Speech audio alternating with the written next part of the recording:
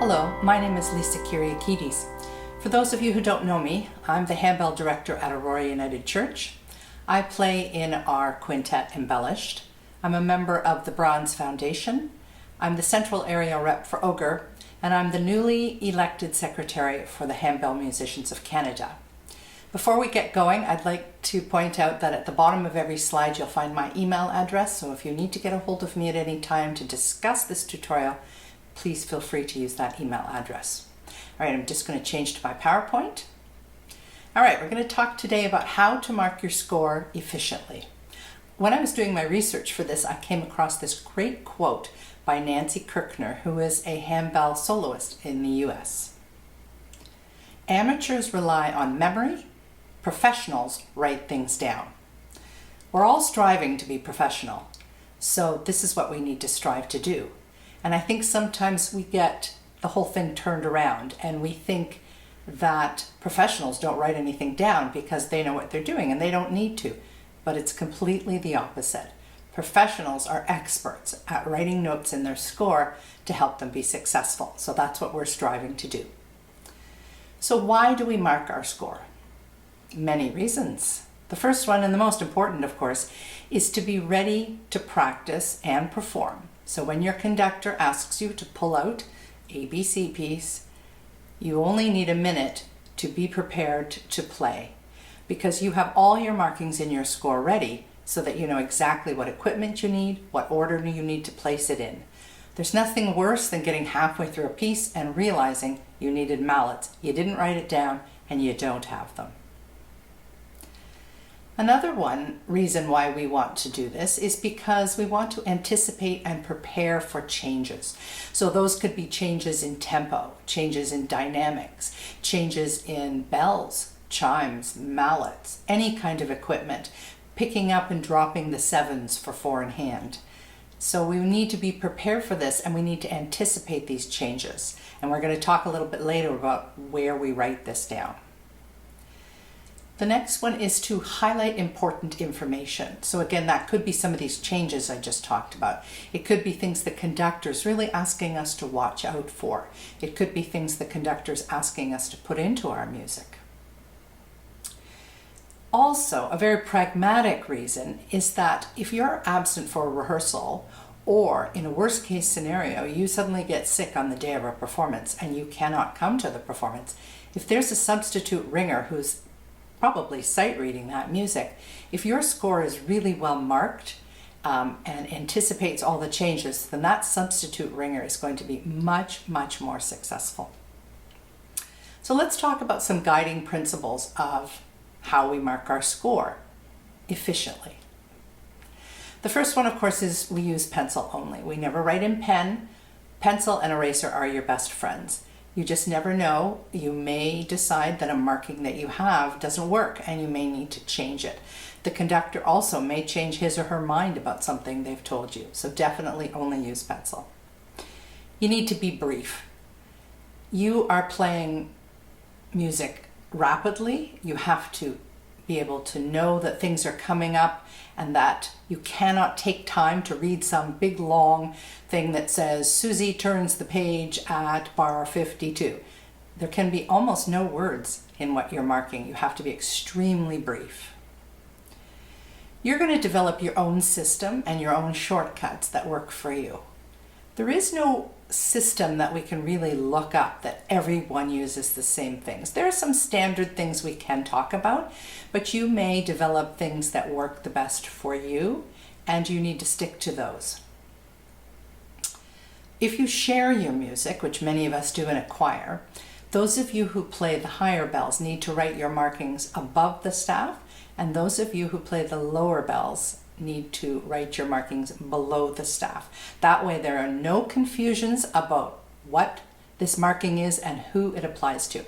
Now there may be some general markings that you can write in the middle or something where everybody needs it, but if it's a marking specific to your part, it needs to go in a specific place so it's very clear who it's for. You need to use position numbers instead of names. So you're not, for example, when you turn the page, you're not going to say Lisa turns the page.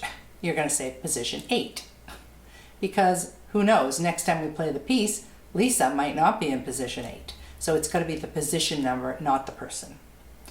And for bell changes, and this of course includes chimes and any other equipment, you need to find the last time you play that bell or a chime, and that's where you make the marking to indicate the change that you need. You're not going to wait until you get to the place where you need to have the bell, the new bell or new chime in your hand.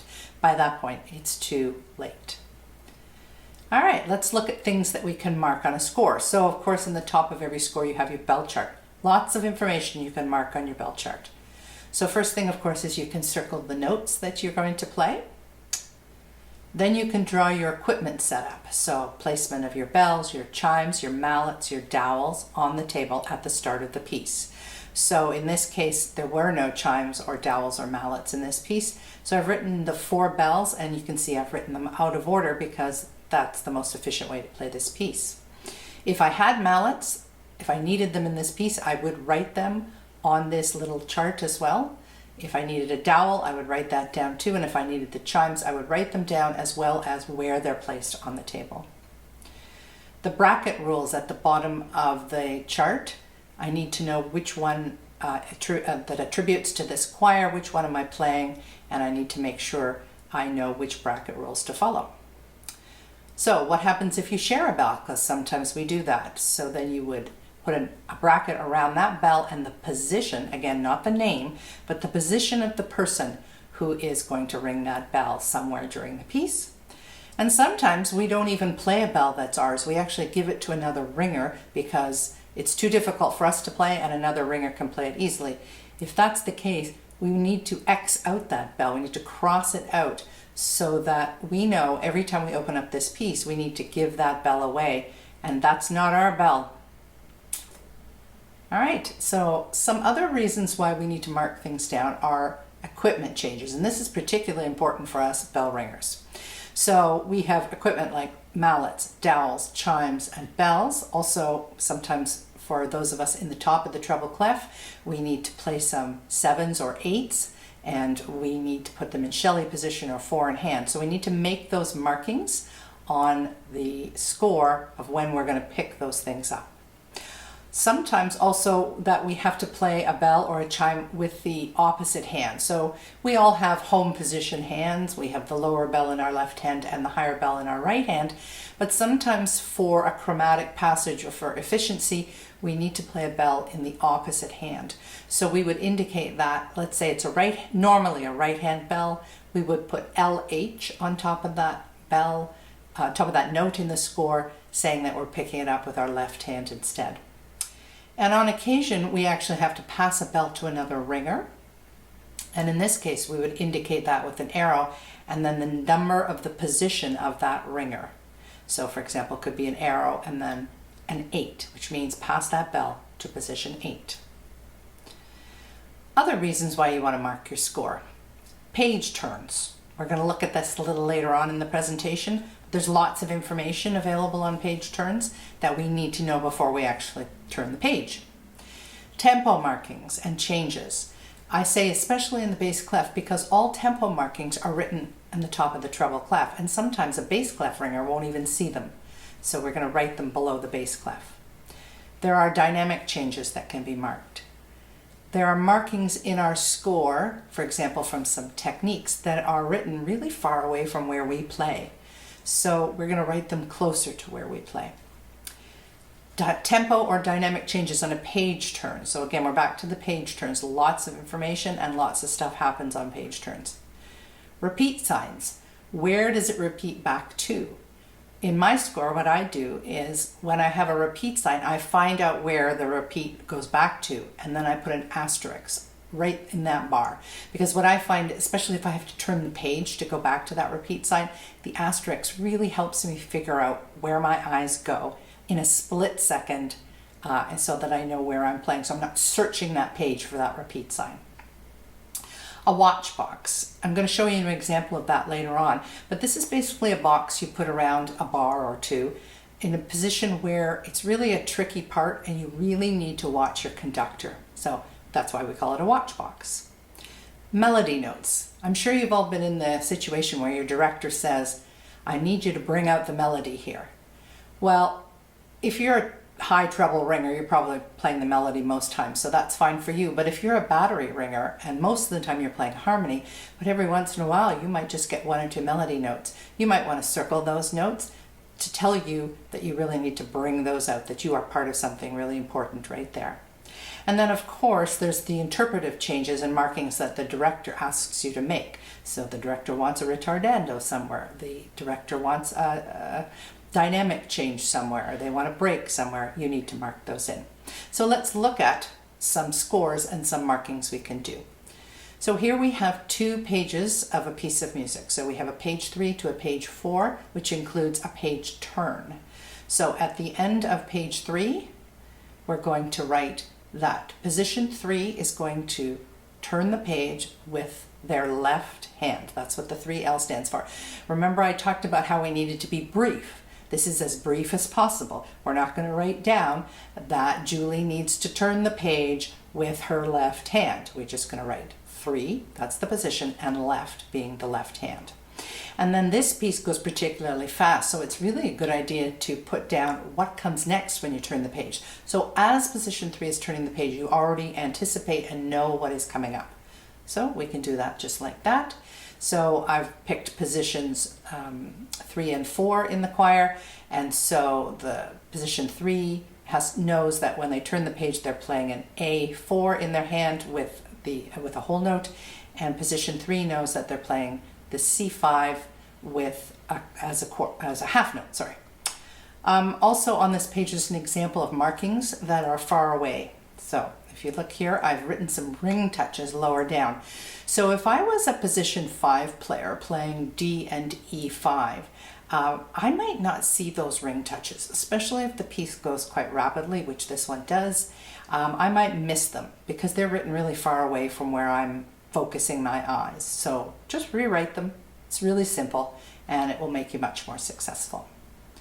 All right, let's look at another score. So in this one, we're going to change from a 5 flat key signature to a no flat key signature. Lots of changes have to be made. So if we take those 2 positions that I used in the previous page, positions 3 and 4, position 3 has to change the G flats to G naturals and the A flats to A naturals. So they are the lower person on the score in this shared book.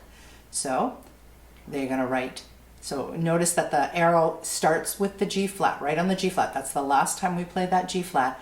There's an arrow. The T stands for table, and then slash, and then pick up the G natural. Again, their A flat needs to turn to an A natural. Again, the markings are lower down because also the B flat ringer, who is the higher ringer on this stand, also needs to change from a B flat to a B natural. So their markings are written above. There's no confusion. Now, just as a little side note, I put a box around these markings just for the PowerPoint presentation. I'm not sure you have to do that in reality. You can just put the T and the note that you have to pick up. But I just wanted to highlight these things. All right, here we have 2 more pages, page 6 and page 7 of a score. And in this case, we're going to move from bells to chimes. So we need to find the last place we play the bells and indicate at that point we need to pick up the chimes. We don't want to wait until it's almost time to pick up that chime to do that. So you can see here I'm looking at the A and B 5 ringer. So in my choir that would be position 7. So the last time they played the A, I'm saying table it and pick up the A flat chime. And again, the last time they play the B, I'm saying table it, pick up the B chime. In this case, they have 4 or 5 bars to do that, so they will be well prepared. But again, I'm not waiting until the measure where they have to pick up the chime. So this is a page turn, and on the page turn there's a dynamic change. So I have indicated it on the bottom of page 6 that when I turn the page, I need to remember to be soft. And also, here's an example of a watch box that I discussed earlier. There's several tempo changes here, and also there's chimes, and there's a dynamic change, and I'm going to need to watch my conductor for that. All right, another score. So in this, I'm going to talk about 2 different techniques. So if you look at measure 27, the 3rd measure of the top score, you will see that there is a tempo change marking there.